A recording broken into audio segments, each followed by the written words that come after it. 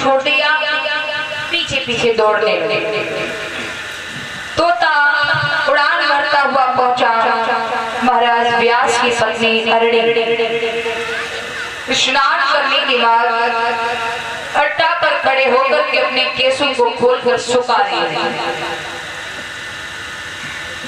अरणी मैया को जुमाई आई। जुमाई समझते हैं ना? समझोगे नहीं? हाँ जुमाई लग बता रहे। जैसे ही जुमाई मैया को आई, माता ने माँ खोल खोल के जुमाई ली। प्यारे तोता को मौका मिल गया, सूक्ष्म रूप लिया और सूक्ष्म रूप लेकर के मैया के मुंह से होता हुआ अंदर गर्भ में चला। मैया को ये तो लगा कि अंदर कुछ चला गया, लेकिन मैया ये नहीं समझ पाई कि क्या चला गया। भोले बाबा दौड़ते हुए आए, व्यास से बोले, व्यास तुम्हारे घर में मेरा चोर है, निकाल दीजिए। व्यास जी कहने लगे, प्रभु कोई चोर नहीं है। भोलेनाथ कहने लगे, व्यास जी तुम अच्छी तरह से जानते हो कि मैं भोला भी बहुत हूँ, मैं बहला भी बहुत हूँ, निकाल दीजिए वरना अच्छा नहीं होगा। व्यास जी कहने लगे, प्रभु अगर आपको यकीन नहीं है, आप मेरे घर में घुस कर के चोर को ढूंढ लीजिए। भोले बाबा चोर के इंतजार में व्यास जी के दरवाजे पर प्यारे 6 महीने तक खड़े रहे। कितने महीने तक? 6 महीने तक, लेकिन चोर हाथ नहीं आया। मैया अरणी ने व्यास जी से कहा है आकर के, प्रभु मुझे ऐसा लग रहा है कि मेरे पेट में कुछ पल रहा है। व्यास जी कहने लगे, बंदरे समय आने पर देखा जाएगा। धीरे धीरे मैया अरणी का प्रसव काल पूर्ण हो गया, लेकिन गर्भ से बच्चा बाहर नहीं आ रहा है। मैया अरणी बहुत परेशान है। धीरे धीरे धीरे धीरे प्रसव काल पूर्ण होने के बाद प्यारे प्रसव को 12 साल हो गई। कितनी? 12 साल, लेकिन बच्चा गर्भ से बाहर। अरणी मैया बहुत परेशान है। व्यास जी के सामने आकर रोई तो व्यास जी हाथ जोड़ करके बोले, मेरी पत्नी के घर में वास करने वाले तुम कौन हो? मुझसे या मेरी पत्नी से कोई गलती हुई हो तो क्षमा प्रार्थी हूँ। मेरी पत्नी के गर्भ से बाहर आ जाओ, उसे बहुत पीड़ा हो रही है। तब अंदर गर्भ से आवाज आई, हे व्यास मैं बाहर नहीं आ सकता। अगर मैं बाहर आ गया, मैंने भोले बाबा की कथा को सुन लिया है, भोले बाबा मुझे मार देंगे। व्यास जी कहने लगे, प्रभु तुमने भोले बाबा की कथा को सुन लो है, अमर कथा को, और आपने अमर कथा को सुन लिया, फिर तो आप अमर हो गए, फिर आपको कौन मार सकता है? बोले बात तो ठीक है आपकी, लेकिन बात कुछ और है। बोले क्या? हे व्यास अगर मैं संसार में आऊंगा तो माया मोह मुझे जकड़ लेगा, मैं भगवान का भजन नहीं कर पाऊंगा। व्यास जी कहने लगे, मैं तुम्हें वचन देता हूँ, मेरी पत्नी तुम पर कोई भी प्यार नहीं दिखाएगी, मैं तुम पर कोई पिता का प्यार नहीं दिखाएगी, पत्नी माँ की ममता नहीं दिखाएगी। आप गर्भ से बाहर आ जाइए, भले ही गर्भ से बाहर आते ही तुम्हारा मन हो बाहर चले जाना, लेकिन मेरी पत्नी के गर्भ से बाहर आ जाओ। जब वचन दिया है तब 12 बरस के बाद बच्चा बाहर आया। बाहर आते ही प्यारे यम यम प्रजंत मनोकेतम केत प्रत्यम द्वि पायनो बृहगातर आग्रह पुत्रेति तन्मयतया तरवो भनेदो तम सर्वभूत हृदयम मुनिमान मां के गर्भ से बाहर आते ही उस बालक ने अपने हाथों से अपने नाड़े को खींचा और खींच करके दर फेंकता हुआ आगे को बढ़ा। आगे आगे वो बालक जा रहा है और पीछे पीछे व्यास जी जाने लगे और चिल्लाने लगे, व्यास जी पुत्रेति तन्मयतया तरवो भनेदो, हे पुत्र मैं तेरा पिता हूँ, मुझे छोड़कर मत जा, मैं तेरे बिन नहीं जी पाऊंगा बेटा। बालक खड़ा होकर के कहने लगा कि राजन ये संसार का चक्कर है, हो सकता है इस बार आप मेरे पिता हैं, हो सकता है इस बार आप मेरे पिता हैं, तो हो सकता है पिछली बार आप तुम्हारे बाप हो, इस बार आप मेरे बाप हो, पिछली बार आप तुम्हारे बाप हो।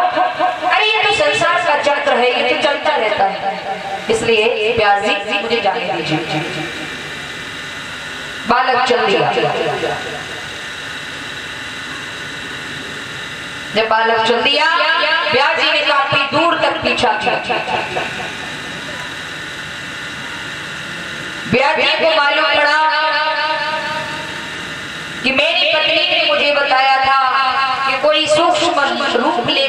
मेरे प्रसव में गया है। तो व्यास ने उस बच्चे का नाम अंकित शुकदेव किया।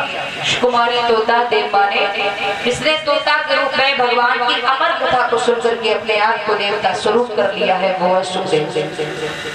आगे आगे सुखदेव, पीछे पीछे पिता जा रहे हैं।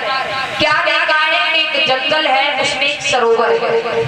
उस सरोवर में जवान लड़कियां निर्वस्त्र होकर नहा रही हैं। सुखदेव जी निकल कर गए तो लड़कियां नग्न नहाती रही, और जैसे ही प्यास आए तैसी लड़कियों ने अपने अपने अंगों को ढक लिया कपड़ों से। व्यास जी ने कहा, लड़कियों एक बात बताओ, मेरा जवान बेटा निकल के गया, तुम नग्न नहाती रही, और मैं आया तो अंगों को क्यों ढका? तो लड़कियों ने कहा कि महाराज एक बात बताएं। क्या? तुम्हारा जो बेटा सुखदेव है ना? बोले हाँ। ये कोई साधारण बेटा नहीं, इनकी नजर में, इनके नजारे में क्या नर और क्या नारी, इसका बिल्कुल भी भेदभाव नहीं है। कोई अंतर नहीं समझते वो नर और नारी है, लेकिन तुम्हारी आंखों के नजारे में नर और नारी में भेद है। कैसी नारी और कैसा नर। इसलिए मैंने उनकी दृष्टि में कोई भेद नहीं था, इसलिए नहाती रही। तुम्हारी दृष्टि में भेद है, इसलिए मैंने अंगों को। सुखदेव जी आगे को चलते गए। व्यास जी अंत में लौट आए अपने आश्रम में।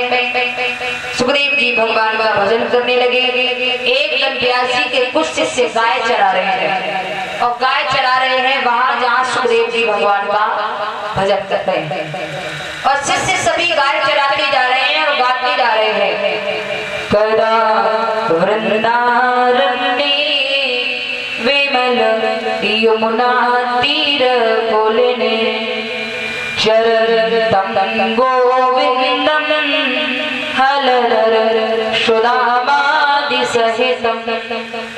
आई कृष्णा स्वामिन् मधुर मुरली वादन विभो प्रशिष्येत्या क्रोशिन् निमिष मिवने श्याम दिवसा। सुंदर सुंदर श्लोकों का जब गान करने लगे, सुखदेव की समाधि खुल गई। सुखदेव कहने लगे, भैया श्लोक कहां से लाते हैं, बड़े प्यारे लग रहे हैं। बच्चे ने कहा मेरे गुरुजी सिखाते हैं। सुखदेव कहने लगे, भैया कहा अपने गुरु से मुंह को भी मिलावेगा? बोले बिल्कुल। अच्छा ठीक है भैया। दूसरों दिन भैया सुखदेव समाधि में बैठे, भजन में बैठे, शिष्यगण गाय चराने फिर आए, इस लोगों का गान फिर करने लगे। सुखदेव जी भजन से उठ गए, बोले भैया आज तो मुझे तेरे गुरु से मिलना ही है, आज मैं जरूर मिलूंगा, चल अपने गुरु से मिला। शिष्यों को लेकर के आए हैं महाराज व्यास के आश्रम में, और व्यास ने जैसे ही सुखदेव को आते देखा तो मुंह से निकल गया, मेरा बेटा आ गया। सुखदेव जी वहीं खड़े रहे, कहने लगे व्यास जी नहीं, मैं तुम्हारा बेटा नहीं, मैं तुम्हारा बेटा बन के नहीं आ रहा हूं, मैं तुम्हारा शिष्य बन करके आ रहा हूं। जो श्लोक आपने अपने शिष्यों को दिए हैं वही श्लोक मुझे भी कंठस्थ कराओ, अध्ययन कराओ। व्यास जी ने सुखदेव जी को अपने आश्रम में कुछ देर रख करके उन्हें अध्ययन कराया है। सुखदेव पुनः भगवान का भजन करने फिर चले गए। 12 वर्ष की अवस्था मां के गर्भ से बाहर आए, और 4 वर्ष पठन पाठन में लगाया। कितनी अवस्था हो गई? 16 वर्ष की अवस्था में सुखदेव जी को जब ये सुनने में आया कि परीक्षित को श्राप लग गया है, तो दिमाग में आया चलो चलते हैं। फिर दिमाग में आया कि भगवान का भजन ही करते क्यों नहीं रखते। कुछ ऋषियों को मालूम पड़ा कि सुखदेव जी अगर व्यास परीक्षित के पास आ जाएं तो निश्चय ही परीक्षित का मुक्ति द्वार खुल जाए। सभी ऋषि आकर के सुखदेव से प्रार्थना करते हैं, लेकिन सुखदेव मना कर देते हैं। तो सभी ऋषि सुखदेव महाराज से एक सवाल करते हैं, और एक कहते हैं कि महाराज आप मुझे एक प्रश्न का उत्तर दे दो, फिर मैं चला जाऊंगा। बोले पूछिए। ध्यान सुनना परीक्षित जी। एक एक गांव में एक छोटी सी गली है, एक गांव में एक छोटी सी गली है। उस गली के बीच में कुआं बना हुआ है, उस गली के बीच में कुआं बना है। उस कुआं के साइड से थोड़ी सी रास्ता है जिससे रास्तागीर निकल करके आते जाते हैं। एक दिन की बात क्या हुआ कि इसी कुएं के पास में, उसी कुएं के पास में दो नेत्रों वाला व्यक्ति खड़ा है, यानी जिसे दिखाई दे रहा है वो खड़ा है। उसने क्या देखा, सामने से नेत्रहीन व्यक्ति आ रहा है, यानी जिसे दिखाई नहीं दे रहा है। दूसरी ओर से नेत्रहीन व्यक्ति आ रहा है और नेत्रहीन व्यक्ति आया, आकर के इस कुएं में गिर गया। तो आप बताइए, ऋषि कह रहे हैं सुखदेव से, आप बताइए इसमें गलती किसकी है? जिसने कुआं बनाया उसकी, या जिसने कुआं बनवाया उसकी, या फिर दो नेत्रों वाले की, या फिर उस अंधे की? बताइए आप गलती किसे देंगे? किसे देंगे?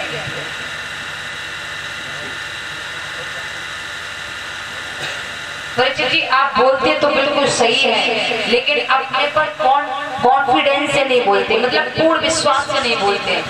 हम मुझे लगता है ये सोचते कोई जो गलत ना हो। अब एग्जाम लेने जाओ, उसमें टिक मार के आते हैं ना, ऑब्जेक्ट टिक करने के लिए आते हैं। जैसे ऑब्जेक्ट टिक आया, राम के पिता कौन थे? आप ऑब्जेक्ट उसमें दिए हैं, दशरथ, रावण, दशरथ, रावण, विभीषण, कुंभकर्ण। अब टिक कौन से करेंगे? दशरथ वाली। तो एकदम से अड़ी बोलिए ना कि हाँ दशरथ वाली। अब तुम जो कहोगे दशरथ हो तो गड़बड़ है, संशय है। भूल के बोलिए हाँ ठीक है, ये कन्फर्म है कि हाँ ये है। तो गलती किसकी है? जाने कुआं बनवाया हुआ की? वाह वाह, एक बार जोरदार तालियां बजा लीजिए कुछ की।